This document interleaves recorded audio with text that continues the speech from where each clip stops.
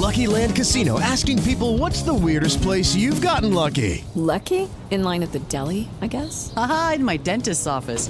More than once, actually. Do I have to say? Yes, you do. In the car before my kids' PTA meeting. Really? Yes. Excuse me, what's the weirdest place you've gotten lucky? I never win and tell. Well, there you have it. You can get lucky anywhere, playing at LuckyLandSlots.com. Play for free right now. Are you feeling lucky? No purchase necessary. Void where prohibited by law. 18 plus. Terms and conditions apply. See website for details. Noonan. Gilliweed's is your holiday and year-round location for the best gifts for that special someone and yourself. 770-683-9200. Shop Gilliweeds.com. Merry Christmas from the staff at Gilliweeds in downtown Noonan. Here's wishing you a happy holiday from the cast and crew of Health, Happiness, and Harmony. Please join us here every Wednesday from 10 to 11 on WQEE 99.1. Welcome to Connecting Hearts. Connecting hearts of women to resources, information, and to one another. Presented by Creative Heart Studios, 18 Perry Street and Noonan. Now here's your host, Margie Conway.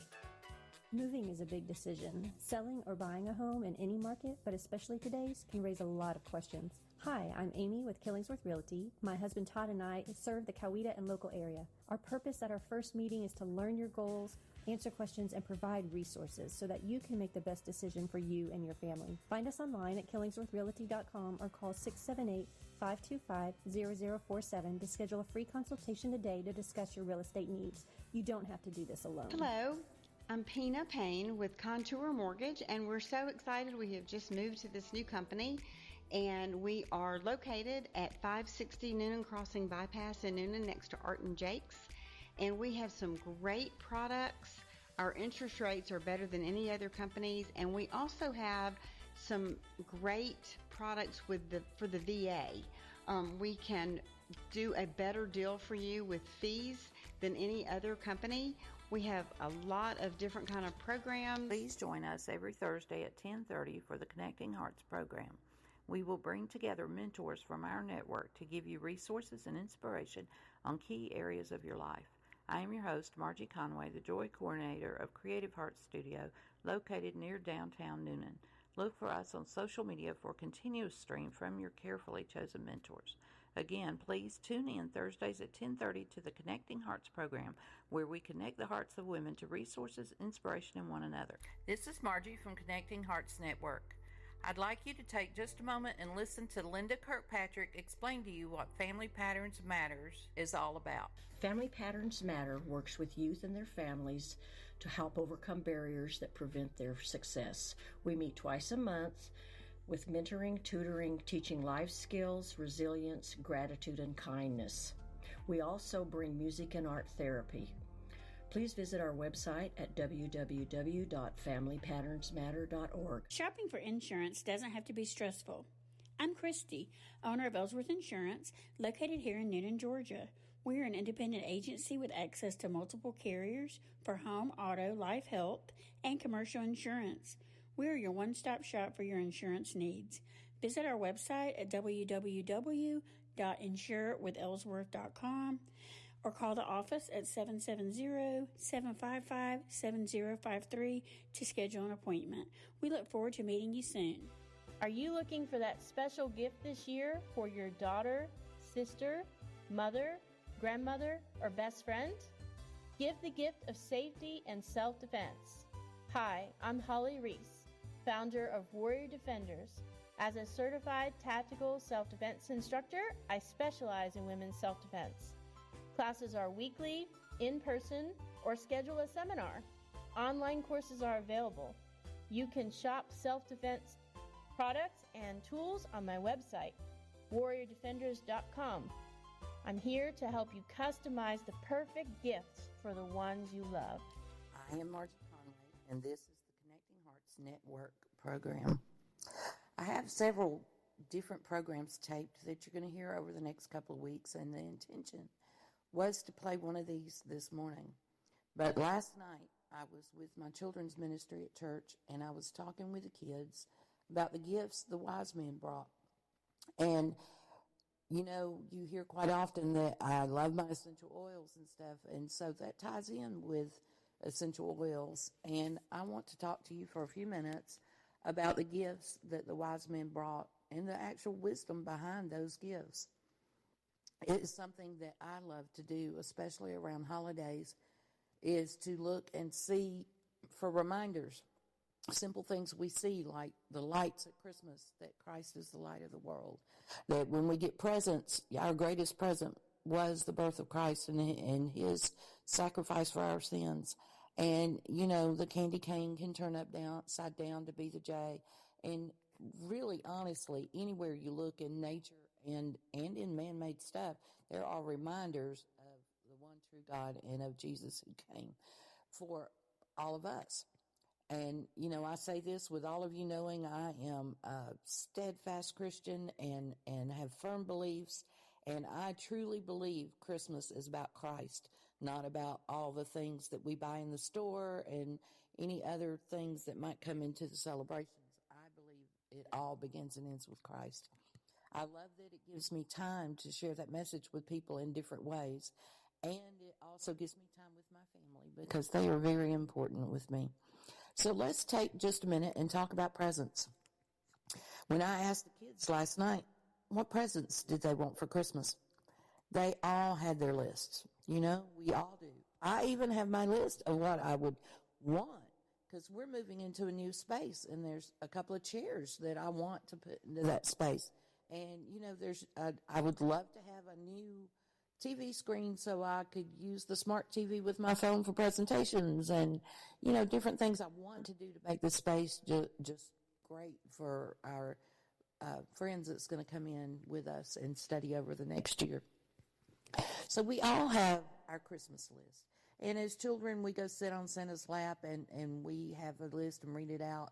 And if you're good, you're supposed to get your presents. And if you're bad, you usually get less or coal in your stocking. Although nowadays, it doesn't seem to matter if you're good or bad. You still get all the presents.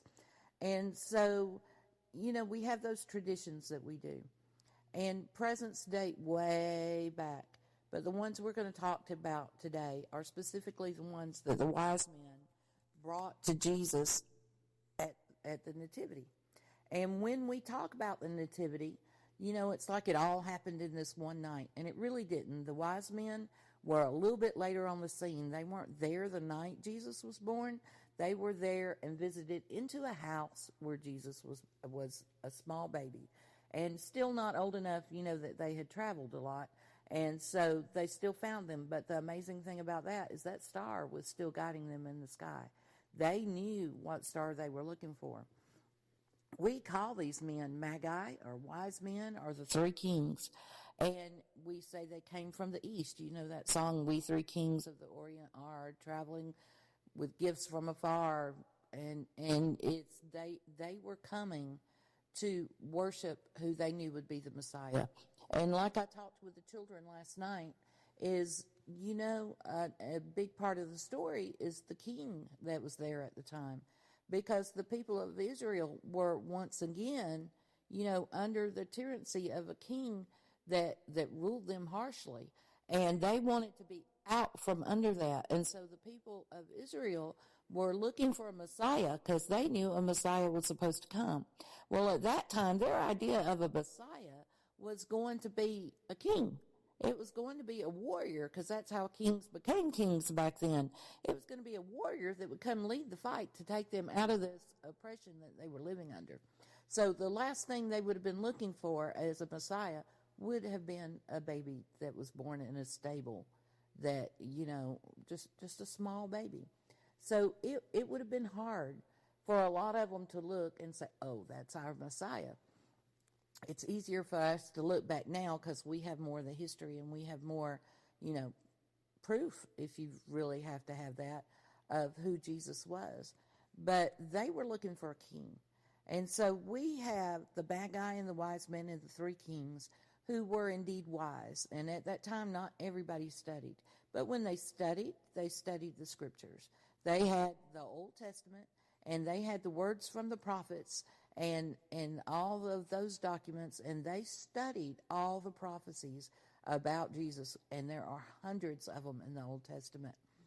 They studied all the prophecies about when this Messiah was going to come.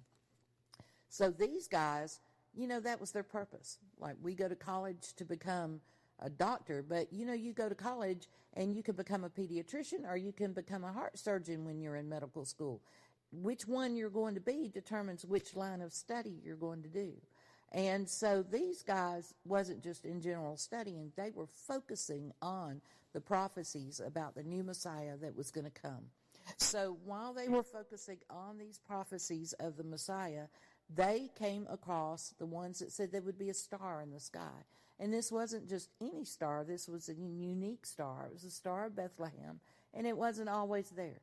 It was one that was leading them to show them where the true king would be. So these guys come into the scene a little bit later. And when we would do our nativity at church, we would always have them coming with a big pomp and circumstance. The shepherds would wander in with their sheep, and the shepherds heard from the angel that Jesus was born, and the shepherds were really some of the least educated people and the ones who had the least amount of money. So they were from the bottom of society at that time.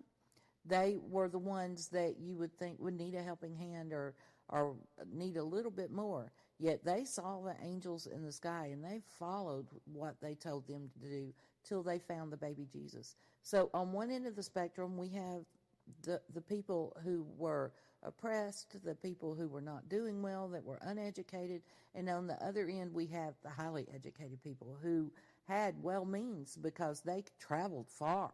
And, when we talk about it, we talk about being on camels or horses or something to get to where they were. And like I said, at our church, when we would do the nativity, the wise men would come in with all this pomp and circumstance.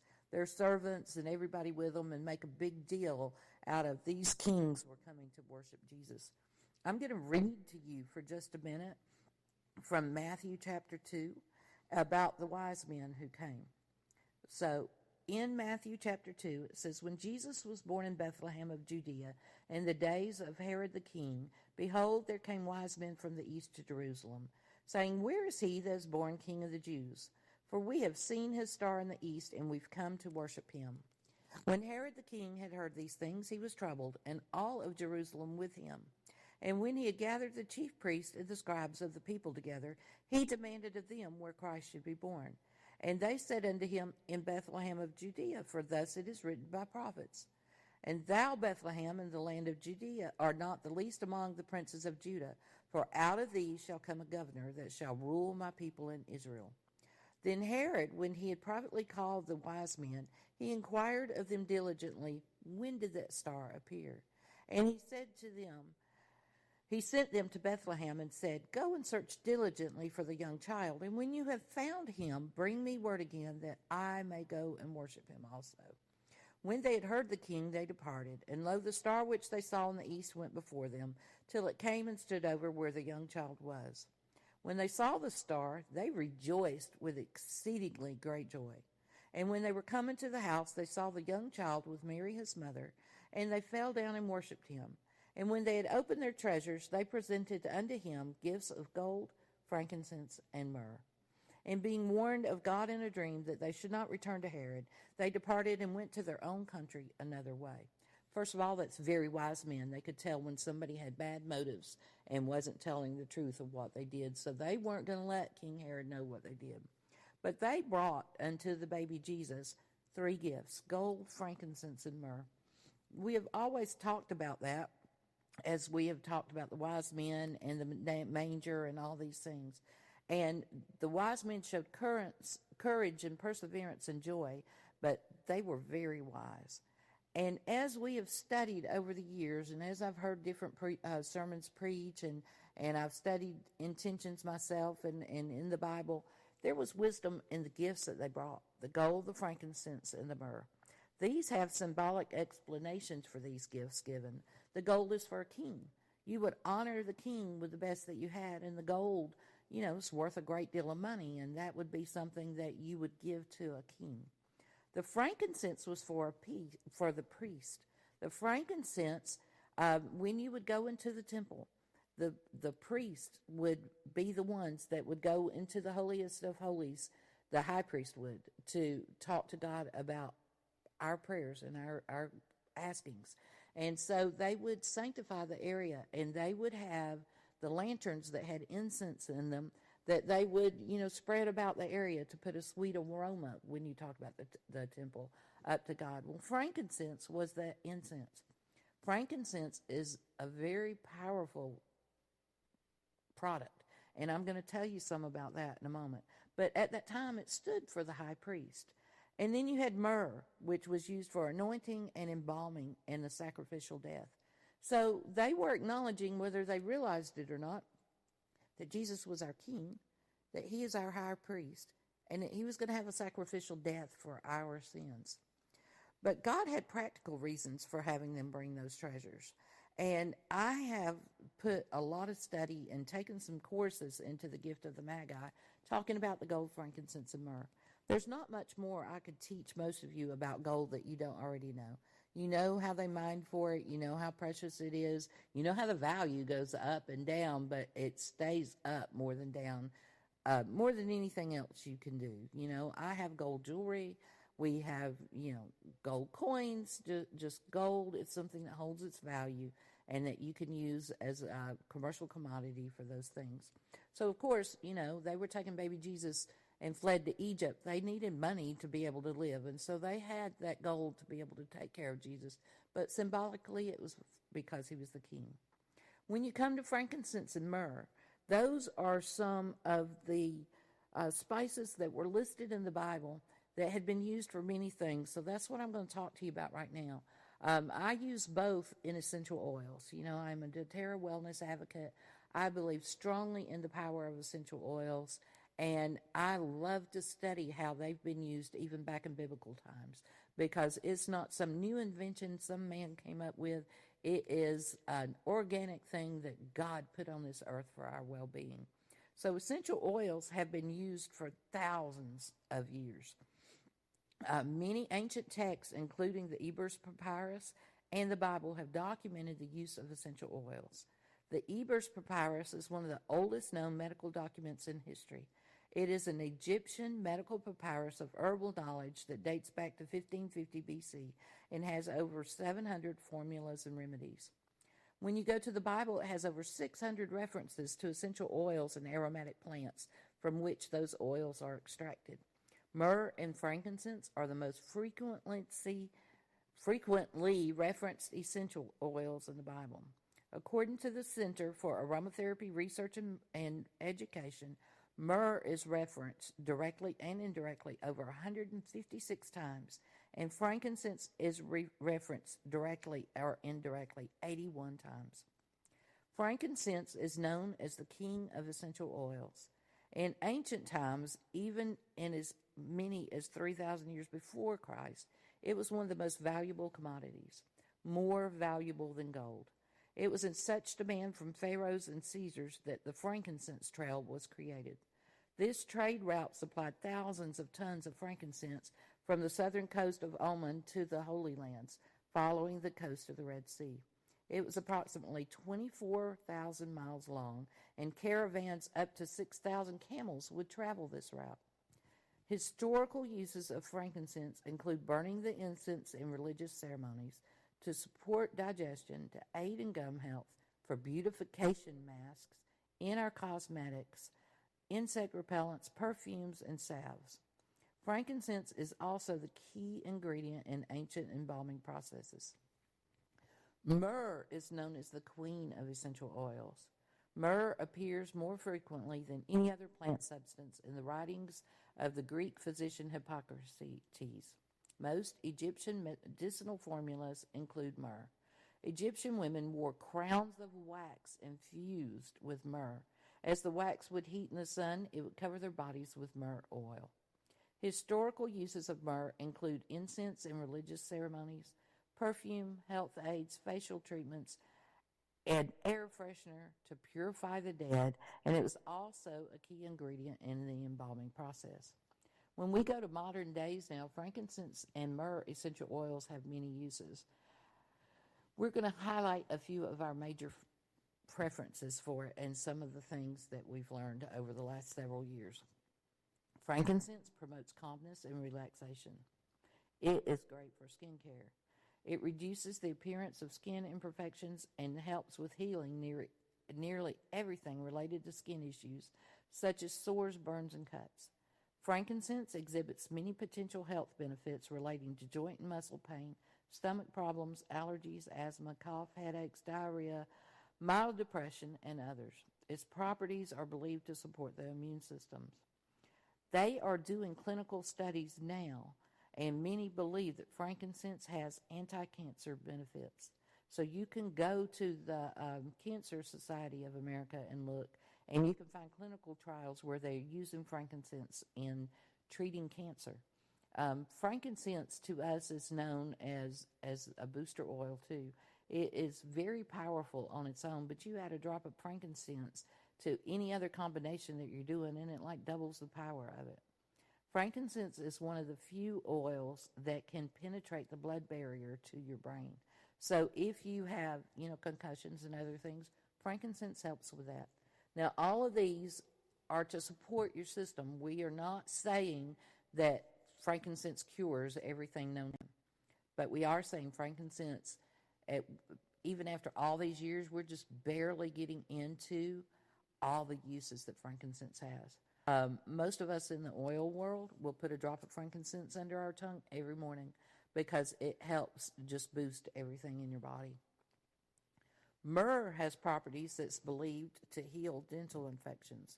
It also has properties that are believed to treat and heal wounds, prevent infections, soothe chapped skin, prevent skin aging, promote relaxation, relieve congestion, fight viral infections that cause cough and colds, stimulate blood circulation, and provides relief of inflammation of tissues caused by infections.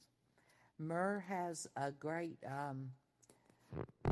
sunscreen effect. You can put myrrh into some of your skin care, your lotion and your oil, and it is a natural sunscreen effect. Myrrh has been used in cosmetics for many, many, many years, and it is very beneficial into a lot that you do. Some of the debates is using essential oils is a debatable topic. We can go to social media and see how fierce that debate is. But essential oils are growing in their popularity again. I know that when I started using them as part of my health routine, instead of all of the man-made medications, and sometimes we need the man-made medications, but other times God has put plenty of organic things on this earth to help us. And one of them I strongly believe are the essential oils. I know that, there's different processes that they can use to get the oils, and I know when you get frankincense and myrrh, they are resin oils. They're not ones that you can go tap a tree like a maple tree and get your syrup out of. You have to chip away at the resins, and then you have to use a steam distillation process to get the oil out of the resins. I have some resin of frankincense that, I use when I teach classes or talk to the children, and they have to use those resins. You either burn them like incense, or to get the essential oils out of them, you use a steam distillation process. A general trend has been to move away from synthetic chemicals and back to natural health products, and that brings essential oils right to the forefront of it. Many are turning to holistic and alternative practices over concerns about safety and side effects of synthetics that have been used in modern medicine. I would rather use something that's been around for 5,000 years than use something they just came out with this year because of a big discovery, but we're not sure what side effects or long-term use may do for you. It's important that you do your own research and educate yourself before using anything. I am not trying to give you medical advice, and I am not trying to convince you that my way is better than your way. I'm really just highlighting the importance of the gifts that the wise men brought to Jesus and how wise they are for us at this point. Essential oil purity and therapeutic value is vital and essential for safety and efficiency. There's a range of quality between essential oil manufacturers. High-quality essential oil manufacturers should be able to provide, upon request, the purity of the product, the country of origin, the testing results, sustainability initiatives, and how they grow and harvest things. I use doTERRA, and if you go on the bottom of a doTERRA bottle, there's a code that you can go to Source to You on the internet, put in your code, and they will show you the components of the bottles that you have and trace it back from the plant where it came from. All the plants have scientific botanical names, extraction methods, and chemical components. This is something that you need to study on your own and to see if it's right for you to use. But I really wanted to point out today how wise the wise men were in the gifts that they brought for Jesus at that point. You know, we're not always wise in our gifts. My grandkids are spoiled rotten. I've asked them every Thanksgiving when we get together, I said, what do y'all want for Christmas? Well, nobody can tell me anything because they already have it all. And they're teenagers, so they're getting to the point they can work and have their own money and buy stuff too. And, you know, they always want money. But I've had a hard time picking out gifts to give them. Now, could I bag up some frankincense and myrrh to give my grandkids and make them happy? Probably not. But I can tell you one of them gave me a gift set of oils last year that had frankincense in it. So they do know the importance of it, and they do know how much that their grandmother uses them. Could I package them up gold? Probably. They would be ready for that. So I could give them gold in a minute, and they'd like it just as well as gift cards and stuff. I don't know. They probably would rather have gift cards because the gold they have to go exchange for cash somewhere. But when we give our presents, we don't think an awful lot most of the time about what we're giving. We tend to want to make people happy for the moment. But I want to point out to you that as wise as those men were giving those gifts to the infant Jesus when he was born, God has given us a greater gift. He has given us the gift of Jesus Christ as our Savior.